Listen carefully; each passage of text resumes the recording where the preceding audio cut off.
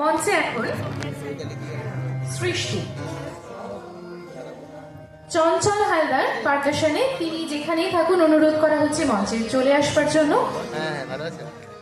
মঞ্চে সমবেত সঙ্গীত পরিবেশন করছেন সৃষ্টি, তারপরে সুর সঙ্গম, তারপরে চারুকেশী সঙ্গীতালয়, দোলন চাপা সঙ্গীতালয়, তারপরে রয়েছেন সুরলহরী।